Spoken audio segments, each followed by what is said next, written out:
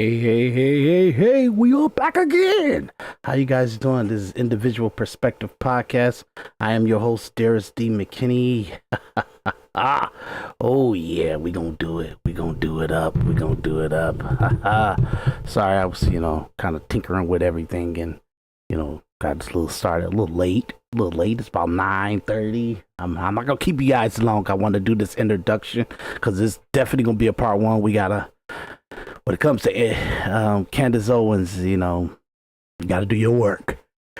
So what I'm doing is, we love Candace. We do. I've criticized her in previous episodes. You'll hear me say that she lost my trust and like to be totally take everything that she says as gospel. When she went to go work for Ben Shapiro, that was just like, oh, it's not about Israel. It's not about him being a Jew. It's not about none of that stuff. It's stupid. I'm not talking about being Jewish or anything. I'm not on that racist stuff or bigot stuff or opposition to Israel. I don't care about that until you make it make sense to me. You know what I mean? And they have been doing a lot of good dialogue about it, but that's not my opposition of Candace and her being with Ben Shapiro. I knew Ben Shapiro when he was like early Fox News commentator, when he was doing stuff from Breitbart, and it's just been like, and listening to him, it's just, I'm like, oh, he's a pompous, arrogant guy with no true substance.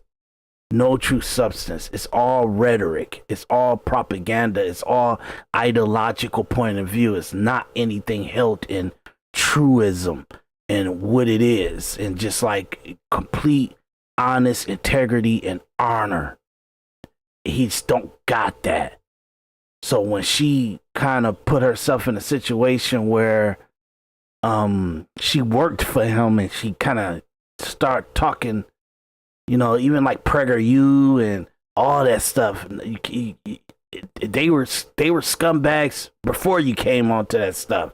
I'm not talking about PragerU, but I'm talking about all of them. I'm talking about the Daily Wire. I'm talking about all that stuff. All that stuff is just garbage. So they were not credible, and they was propagandists when you went to them, and they actually, like, people to Tea Party, Breitbart, Steve Bannon, Ben Shapiro, a lot of those guys, Rush Limbaugh, Tucker Carlson, all of them, Sean Hannity, all of them failed at protecting our country. They were supposed to be in opposition to propaganda and fake news. They were supposed to be that. They were supposed to be the one, the outlier of it, and to bring truth to power. And all they did was taught the liberals how to do what they did on Fox News, and it messy the water even more. Why? Because Fox News always say fair and balanced, and their thought process of what's fair and balanced is to let liberals and conservatives, Republicans and Democrats bicker it out, their point of views, and that's it. They never leave. They never make the anchor say, "Hey, that's not true. That's not real. That's not the real factual evidence. That's not what was said. That's not what the law says. That's not what was passed in the bill." They don't like you. All you got is two opposition parties bickering at each other, and they got 24 hours of that. People giving their point of views. No one's telling what's the truth. What's the real factual evidence? No one, like, there's so many times where anchor is supposed to call out a liberal because they lied or they twisted or manipulated what was actually the truth.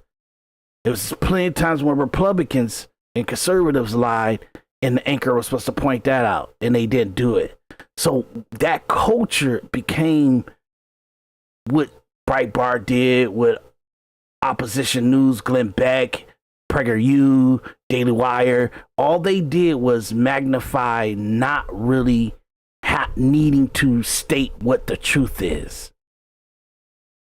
You leave that up to the audience. Hey, you go find out what the truth is. You go look, you watch my report, you watch my news report, you watch my podcast, and then you go watch 10 other podcasts, because I'm not going to tell you what the truth is. I'm not going to be fair. I'm not going to be actually say, hey, no matter how I feel about it, this is what happened. This is the truth. This is what the bill says. This is the policy. This is what's communicated. Everybody has where they hear Donald Trump say something, and then they interpret what they feel what he said instead of what he said. And that has discredited everybody pretty much. And Candace Owens, I feel she's probably down the rabbit hole of like taking context and legitimate objective analyzation. I think she's kind of like, she feels like it's a better fight if you be subjective, because I think she did what a lot of liberals did and a lot of right-wing nutcases and political apparatus do. And she's kind of decided, I'd rather have this narrative because it's for the greater good. But what's for the greater good is not the truth. It's not honest communication. It's not objective analyzation. It's biasy. What's for the greater good is bias. Morality clause are bias. You're no better than the liberals if you're going to do that. Because a lot of the stuff that they doing is for a equal fair utopia. So you got the right-wing Christians, Catholics. They decided for the greater good, I'm going to punch on this narrative and I'm going to drag this down. So now you call everybody pedophiles with no factual evidence, and you give credibility to statements that are documented. Not that those statements were investigated and dug and it's factual evidence to prove those statements. It's just a statement. If you got balls enough to make the statement and put your name on it, then we'll believe it. That's terrible. That's not a society. That's not lawful. That's not objective. That's not truth. It's biasy. It's the mob rules. And now you got a bunch of mobs. You got the right-wing mob. You got the Redpill mob. You got the conspiracy theory mob. You got the all kind of stuff. So what is a average person that's busting their ass and they come to podcasts to try to see give me something real. Let me know what the truth is, what's going on. And everybody got their own biases when they hypothesize stuff. Even when I give my own point of view on something, I'm kind of basing it on what's real, what's the truth. And if it's not, I would say this is the truth. This is what's factual evidence. But this is how I feel about it. That's what I say. And I think, sad to say that somebody that's as talented and gifted as Candace Owens, she has put herself in a situation where, who is she? Is she an agent, a virus, or Candace? Is she Candace? You know what I mean? So everybody likes to speak in the red pill world because it's real. The point of red pilling is you are awake. You're acknowledging what is real and what's factual and what's life, what's true. And you're not asleep. You're not full of shit. You're not been propagandized. You're not been programmed. You know what it is, and it's the truth. You know, so the virus is like the agent became a virus because it figures out ways to be better dominant over improved coding, you know, and manipulation and hacking and stuff like that. So, but I'm not gonna get into the Matrix, okay? I'm not gonna go into this. But people get the point and the concept of it. So that's why I wanted to kind of come in and start talking and start this podcast about Candace, is because might be doing a lot of stuff, a lot of different episodes on this, because I can't really start with today. Excuse me for yarning. I guess I'm a little, out of it a little bit. I got a cup of Joe. So let me do something in that. But I guess I can't really go straight into Candace Owens and start talking about her podcast against Donald Trump and even like the war situation, or even her analyzing Charlie Kirk's wife and stuff and his death. I can't really do that without having some kind of context to where she's coming from. You get what I'm saying? So in order to have a conversation, I think it's probably best to just jump into one and analyze her point of view on that one. So I say, okay,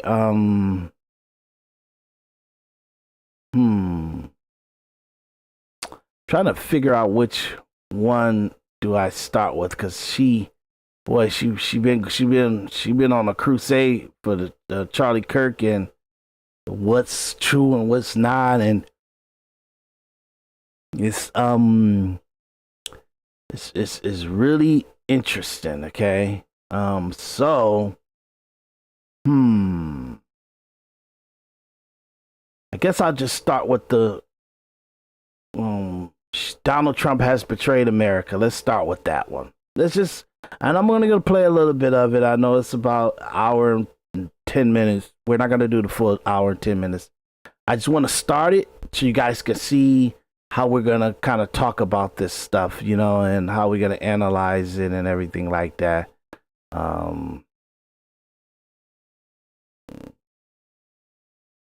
Where's my screen? Okay. Sorry about that. Let me look and see. Comes on the screen. Okay. So there we go. So let's let me share my screen with you guys. Okay.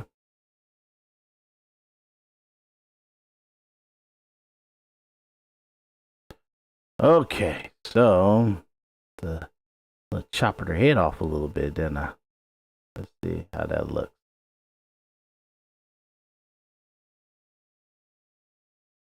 Yeah.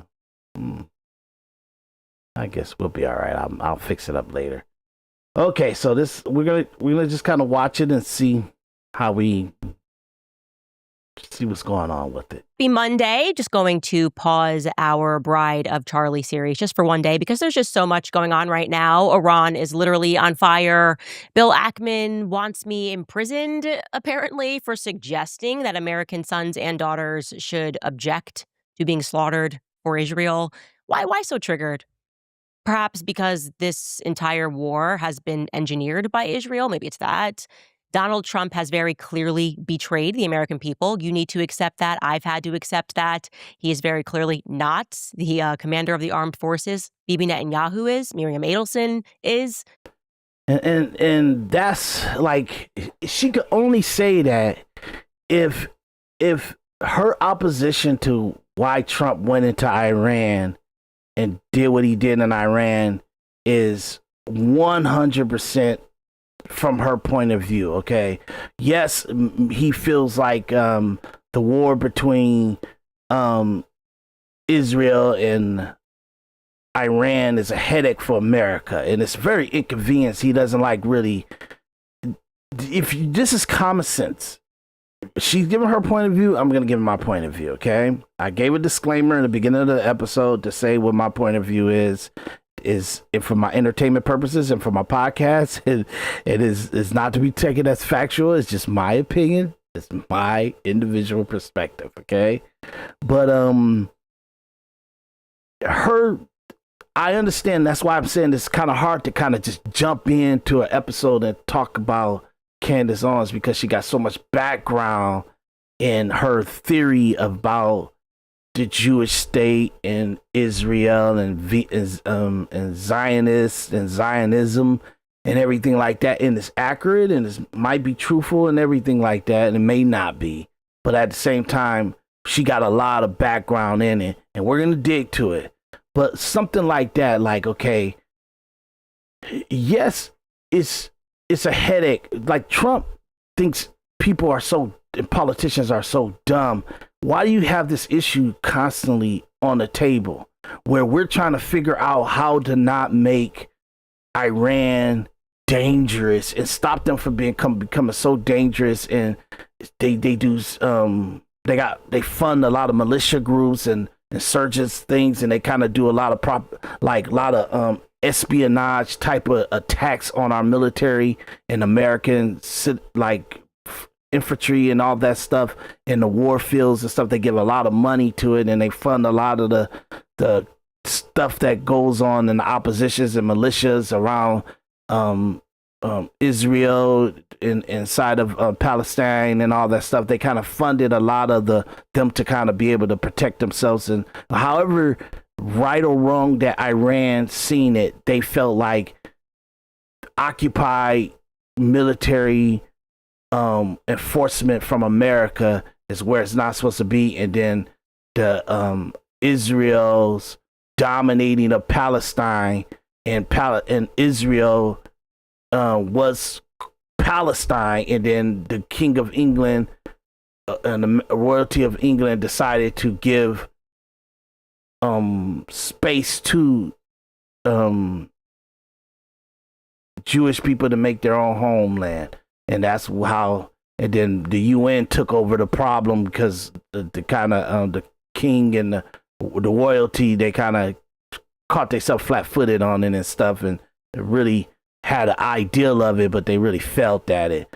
And so they kind of threw it in the hand of the UN, and UN made the actual state of Israel. So but they made it on the land of Palestine. It was literally, that's I did episodes on this few episodes back. That's why don't just think that all my episodes is just me doing news articles and news reviews. No, I'm going deep into it. If I'm talking about something, I'm taking you deep into understanding where it comes from.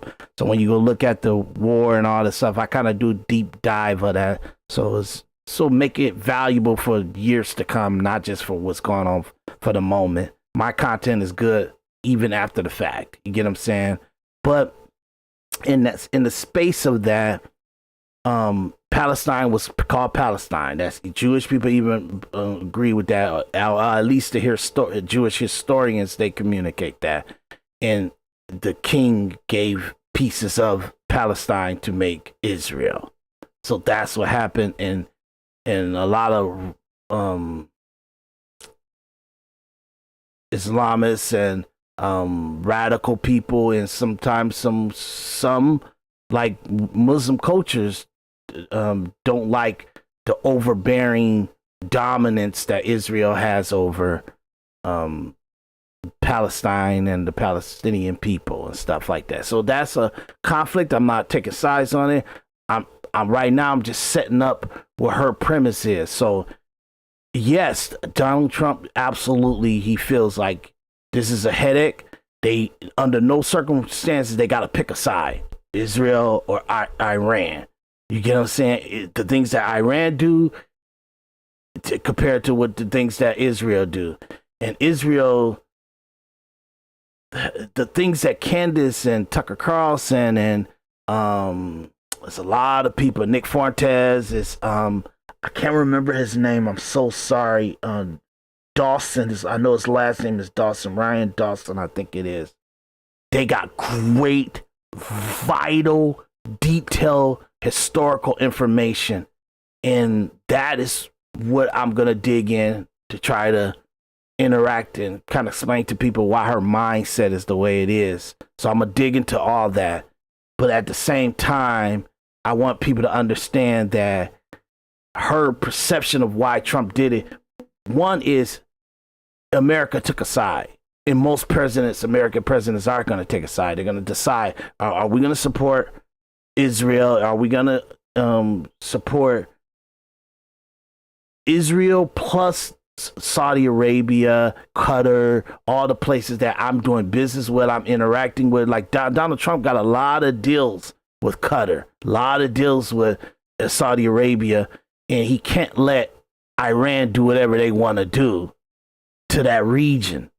Okay, so it's not in the best interest for him. So yes, he do And he will go on the record and say that he would fight to keep Israel safe and everything. And if he could do anything to make Israel safer, he would do that. Yes, we have people like Candace Owens and Tucker Carlson. These people are, in the big scheme of things, they are relevant. They don't play a factor to what the fuck is up in real life. They sitting at home, they're podcasters, they're news anchors, they're people with highfalutin thought process. No, ain't no fucking way. I don't think we just lost 7 to 8 soldiers by us not perceiving how Iran was going to respond to us bombing and killing their people. Yeah, we're talking about on day one, we lost these 7 to 8 people, and hundreds of people got injured. On day one, that didn't happen a couple of days of war and all that other stuff. It happened within hours. And within hours of us attacking Iran, they had a plan that they already implemented it, and they start attacking Qatar. They start attacking Saudi Arabia. They start attacking other places that we didn't think they had the balls to do. And they actually start shooting onto our military base, and we were so wide open, we lost soldiers. We didn't anticipate that. So even when President Trump came out to speak to the people, he already knew we had casualties. It was not the perception of, oh, we're gonna get casualties. Nope, we already had them. They already knew when they hit that base, they knew there was people in there, and we know we lost people. We knew we lost people. Okay? So yes, that's what's terrible about all this stuff. You know what I mean? And I think, yes, I agree with them about a lot of their point of views and stuff like that. But I also think, and I truly feel that we have a Supreme Court that is going against tariffs. We have senators and congressmen, Republicans and Democrats, that are going against tariffs. And the tariffs is the only thing that's going to save our country. It's the only thing that's going to save our country. The tariffs and the actual illegal immigration crackdown. That's the only thing that's going to save our country. Trump, he has no favorability with this to any, like literally, realistically, anybody. If he can't do his executive orders, then it's not going to get done. The Republicans are too weak. The Supreme Court is too weak. Christians are too weak. Catholics are too weak. They're part of the problem. They're doing NGOs and they're smothering immigrants and illegal immigrants into the country. Not immigrants, illegal immigrants into the country. That's what Christians and Catholics are doing. So they're irrelevant. The only way he can save the country is by what he can do.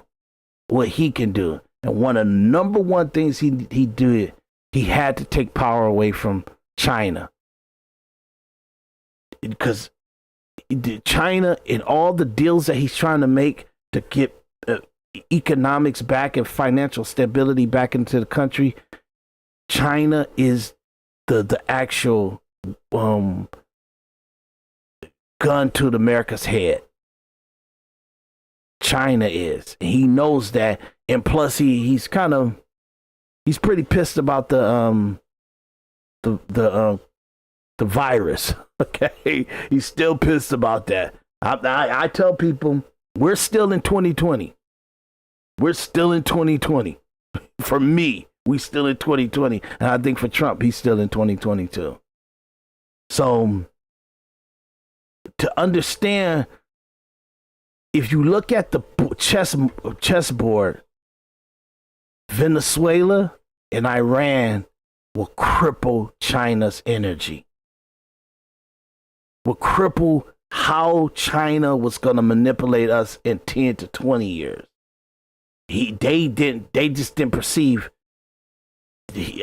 Trump probably tricked them. He probably tricked them, talking about no new wars or all that stuff like that, which I'm pretty sure he doesn't want new wars, but I don't think that they thought he was willing to take over and dominate and make his own moves like that in Venezuela. I don't think they seen that coming. I don't think they seen like him really take dominance over Iran. You get what I'm saying? I don't think they seen that coming. And that kind of crippled China's manipulation on what really counts to America. You get what I'm saying? So with America's new relationships with Saudi Arabia, Qatar, the UAE, the dominance over Iran's input to what's going on in that region, in addition to making sure that we got a solidified control over our Southern America region with Venezuela out the way and Mexico praying that we don't dominate her. That kind of put America in a place where it's kind of dominant again. It's strong, and you really gotta move to do something against us. You get what I'm saying? You really gotta do some wild stuff that you just don't even want the repercussions of. So that kind of made a masculine dominance and repositioning that we didn't have for the last 30, 40 years. And I'm telling you, Trump's solving 30, 40-year problems every single day. So yes, it's valuable for Iran to get taken out. You get what I'm saying? To Israel. That's a value to Israel. It's absolutely a prime thing to Israel. We'll slap like Trump, his thing, he don't care. He'll slap the stamp on, oh, we're helping Israel solve a problem and a threat that we don't want them to have. But really, that's for America. It's got it all written on it. Like to have control of that Strait of Hormuz, that's got, like, we never knew that we'd be able to have control of that. Nobody could. 10 years ago, you wouldn't even thought of that. To have control of the Strait of Hormuz, have control of that, or have some input to that flow of oil, that flow of tankers going through that area. It's only 3% of our oil and our energy, but it's dominance. It's 30-40% of what's going to Asia and all that stuff. That's the power that Trump did by making the move on Iran. So in Iran, if you guys knew, do your research. I'm always looking at the monitor. I need to start looking at the camera. Apologize. I'm getting better and better at this. Do your research and you'll see that Iran was great at drone making. Phenomenal. And that's because in President Obama's years, we lost the drone and it landed on a property. They took that drone, they gutted it. We just did that to their drone. We took their drones, we remodified it, gutted, took out the guts, and we sent it back to attack them. That's what America is doing over there. You don't hear about it, but we doing some wild stuff, okay? But at the same time, they were great at drone making. Better than the nuclear missiles and stuff, nuclear bombs and nuclear missiles. Because they couldn't make that, they made something that was a little bit more to ensure that was like missiles and stuff. That's why they was able to hit our bases and do stuff, because we didn't see that we knew that they were making a lot of missiles, but they were making some really great missiles.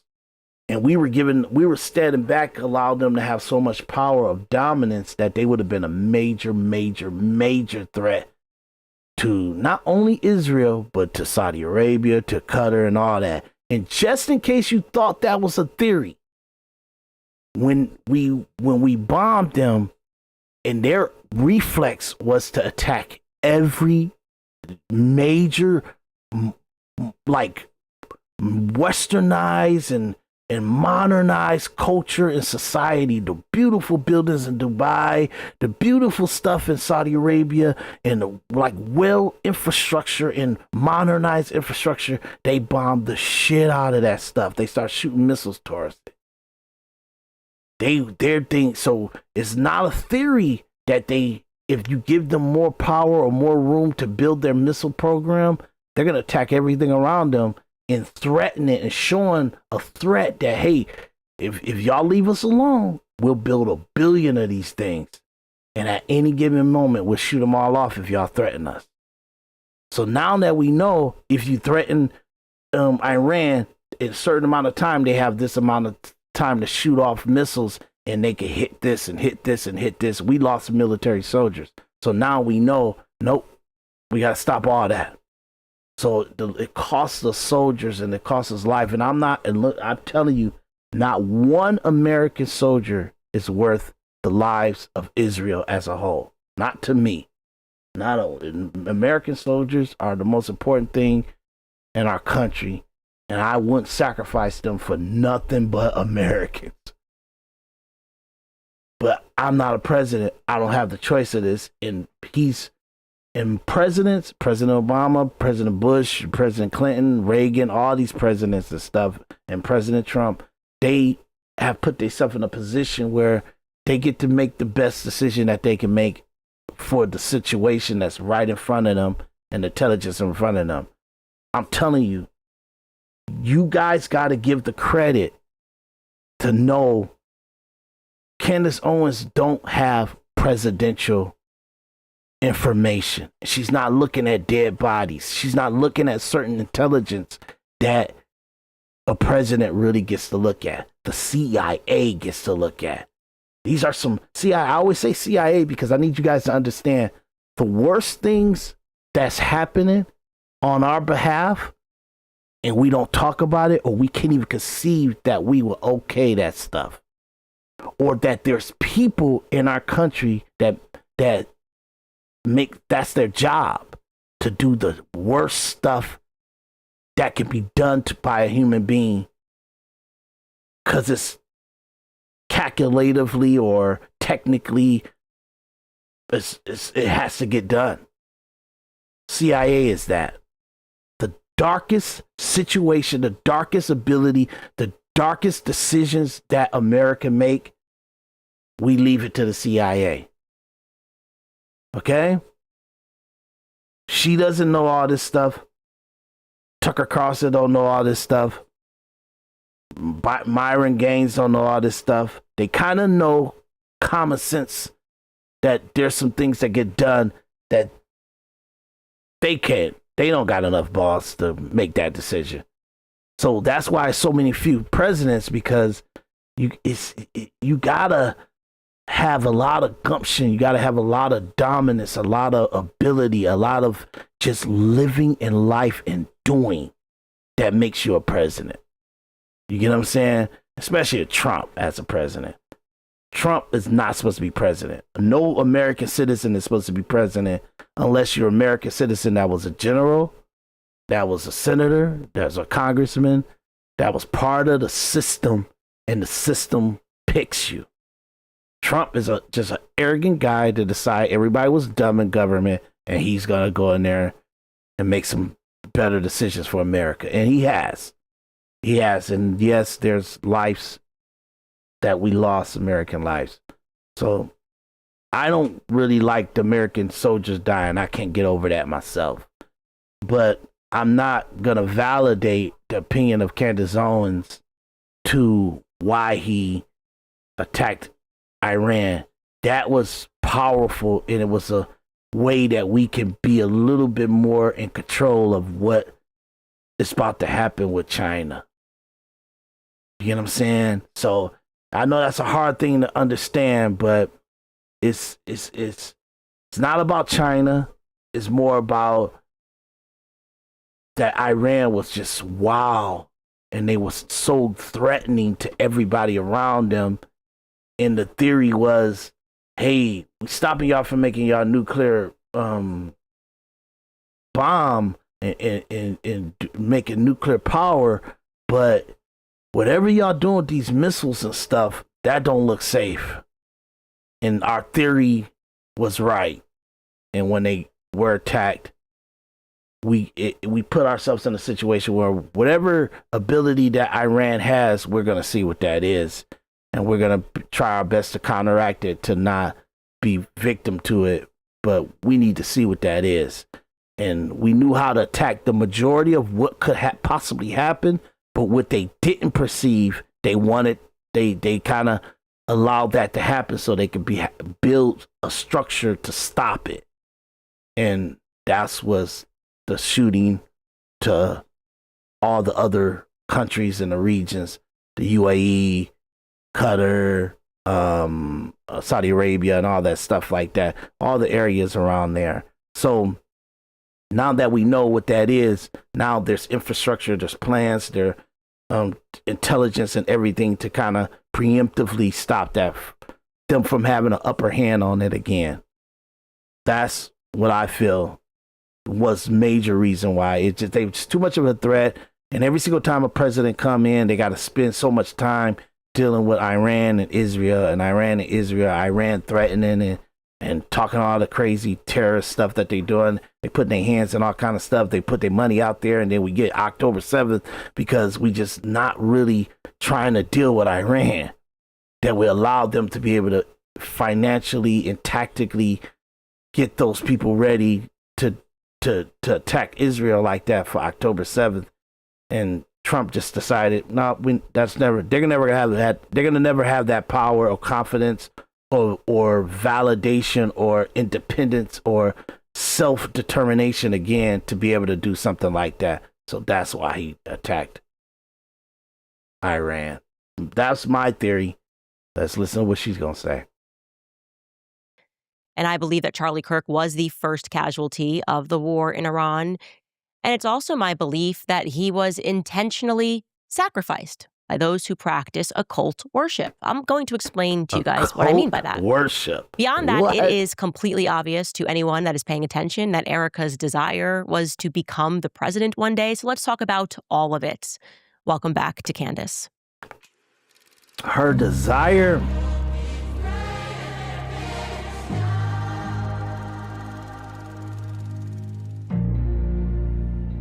Her desire to become president? What?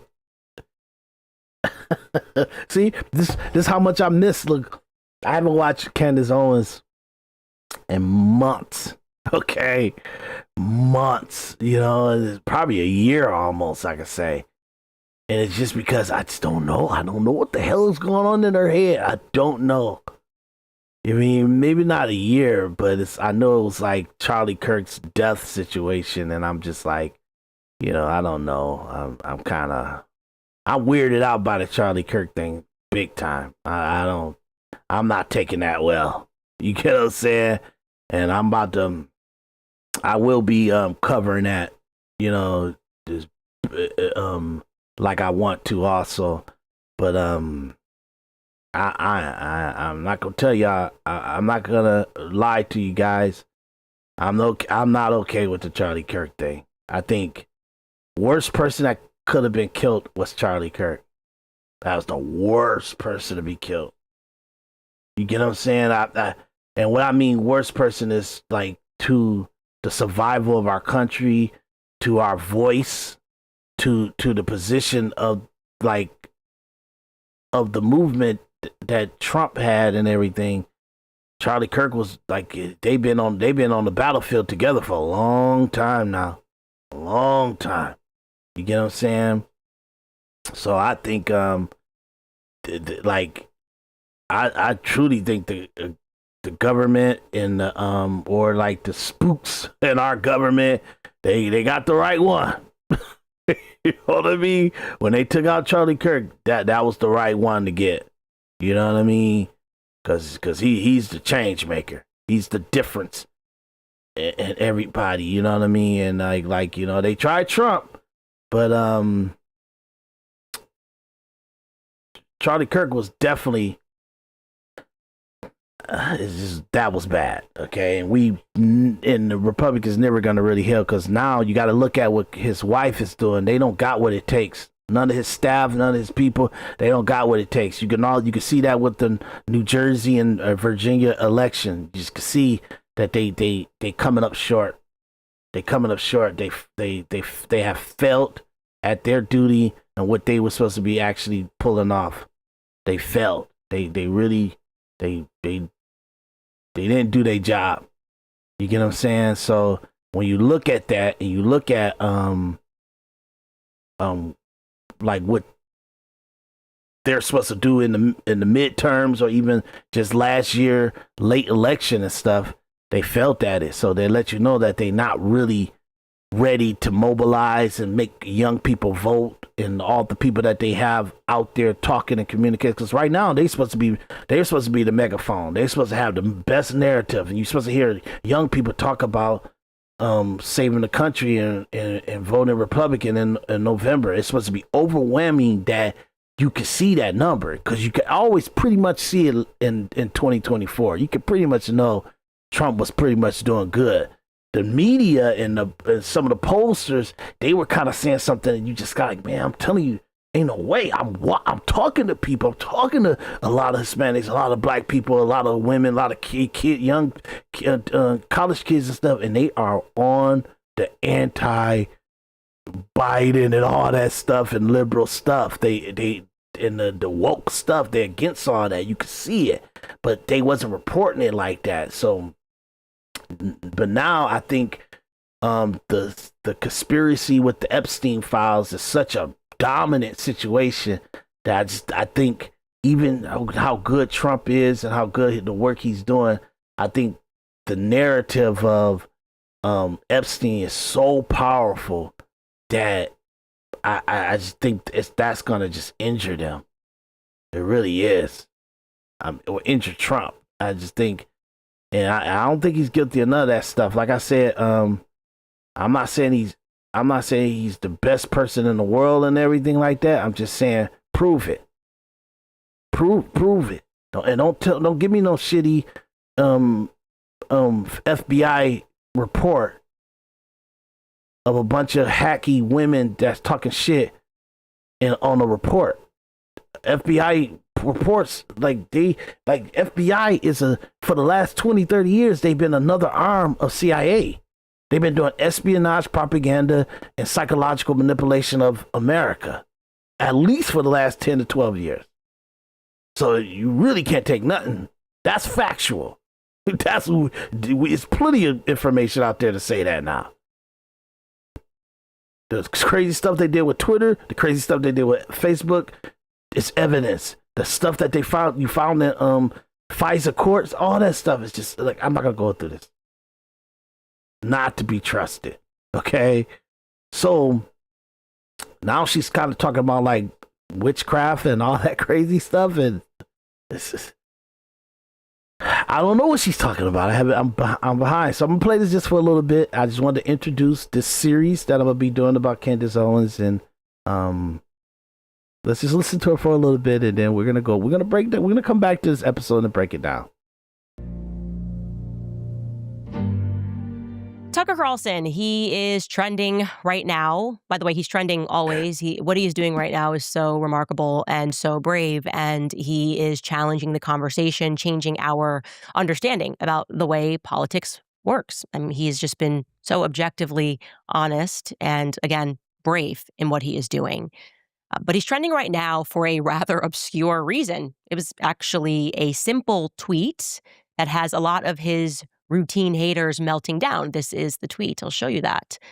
He wrote, "Pray that the spell breaks and the world is saved." That's all he wrote. Of course, we should pray. But what is triggering them about that? I think I know. I think it's the term, a spell.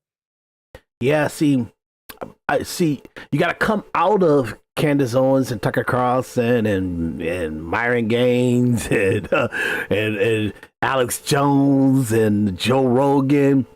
You gotta come out of the bullshit that's convenient for them to do and talk about and bloviate and all that stuff like that, and come into what's real and what affects you and stuff like that.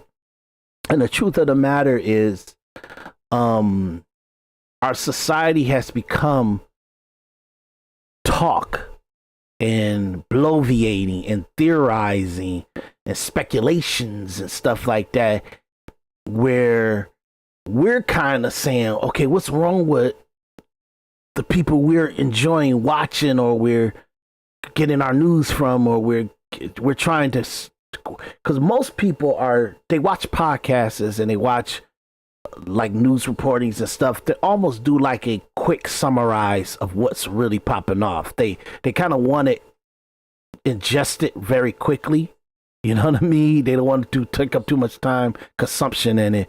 So they kind of come home at 6 o'clock, give me the rundown. Boom, boom, boom, boom, boom. Give me the facts. Boom, boom, boom, boom, boom, boom, boom. And then they kind of hypothesize that and they know what to expect from there, like the government and what's going on in society and all the other stuff. But it's so much opposition and theorizing and looking at the end of times and the times that we're living in because of such degeneracy and the different stuff that we're doing to ourselves and what we're indulging in and all that stuff, that a lot of Catholics and Christians, they kind of go into like a theorizing of what they think this is in the spiritual world, because we're not analyzing it. They have decided we're not going to analyze this from human interaction and psychological and psychosis and behavior analyzation. We're gonna do it in the purgatory and not purgatory, principalities. You know what I mean? Because they always say biblically that principalities are all around us, the devils and angels fighting to protect us and fighting for us against demons and stuff that want to take us over and put us in things and make us doing wills of evil or wills of good and stuff like that. And they say principalities is all around us and stuff. So they have decided, Candace Owens and Tucker Carlson and a lot of other people, they have decided to have their narrative say that's evil, that's the devil, that's spirit, that's a witch, that's witchcraft, that's spells and stuff like that. And it's like, and the truth of the matter is that we're so free as a society, and we're so in opposition of each other because of our lack of responsibility. You don't have women having kids anymore. You don't have women decided to be under the stewardship of men anymore. So it allows the broad spectrum of whatever I want to do, however I want to be, whatever I want to feel, whatever I want to think, whatever I want to experiment on, whatever the situation is. It's men and women. It's like this. And so the loftiness of degenerate and just drama is our society now. It's just the way it is. It's our society. So when you're kind of seeing all this stuff, you're trying to figure out, okay, how do you navigate and how can you conversate about what's going on with Candace Owens? And I'm not saying that any of the stuff that she's saying is not true. I'm not saying that. I'm just saying maybe she has shown some factual evidence, and that's why I'm telling you I'm doing this as a preemptive, and then I'm going to start walking you through her episodes and her commentary to analyze it and to make sure if she doesn't point out something that's factual or back up a speculation that she says, because objective analysis allows for you to say, okay, stop what she says about that. Let me show you this. This is the proof of it. This is the evidence that she showed of it. Okay, she showed us evidence of that. That is true. That's facts. That's facts. And then you analyze it like that. And you have to do that because some people just bloviate and they just talk. They just throw stuff out and it doesn't have true context to it. Or if it does have context to it, they haven't really put it in layman terms so it could be digested for the average person. These people are high society. They make, you gotta understand, Candace Owens, she make easy $300,000 to probably multi-million every month. That's the money she making. It's a high probability that Candace Owens is making about $10 to $20 million off of her podcast every single year. So that kind of people, they start to supersede. They start to see the audience and how much control, the power they have, and that start to make them kind of think that they're preaching to you. And then they take on that preacher or speaking to the flock, you know what I mean? And we still need to have humanity and have objective analysis and the individual self-esteem and dignity about ourselves to say, okay, let me vet what you're saying to make sure that it's true. I'm not going to take everything you say as gospel. And that's what I want to look. You know what? I'm going to stop it here. We about an hour in and stuff like that. We're going to break this episode down fully and everything like that. And I'm going to go talk detailedly about her doing this analyzation of Trump and the witchcraft and all the other stuff. And I know leaving it here is crazy, but I need you guys to like, share, subscribe. And I introduced this situation because I want to take you guys to more psychological and systematic analyzation of objective analysis of highfalutin and high intellectual people and what they're talking about. We're going to go through Tucker Carlson. We're gonna go to Candace Owens. She's referencing Tucker. I'm gonna go grab everything for what she said, and we're gonna just do it. And we could do it live too. I got everything set up to do it live. I can always go grab stuff and show it to you as we do it. But I want you guys to have this introduction. This is an introduction episode of Candace Owens and me hypothesizing and giving an individual perspective of Candace Owens. Okay, so I just want you guys to understand that this is what this is going to be. I'm going to do it's different chronicles that I'm going to be doing. And I just want you guys to kind of understand that we're going to level this podcast up, and I'm going to get myself in a better, I'm going to put some stuff behind me and put colors and all kind of stuff behind me too. But I just felt like, look, I do good graphics. I do good presentation. All this design, all this artwork is from me. You get what I'm saying?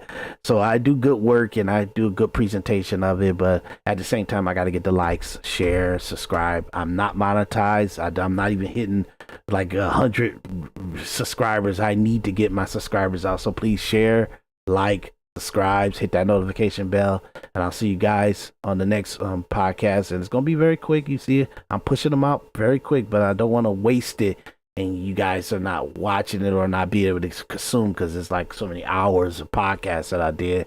And I hope that you guys go back and watch some of the stuff I've done. I'm not the best oratorial communicator right now because I've been away a little bit, but I'm told myself never again will I step away from my podcast, and I'm gonna keep the flow of it, and we're gonna do better communication. We're gonna have good panelists. We're gonna be doing good interviews and everything like that.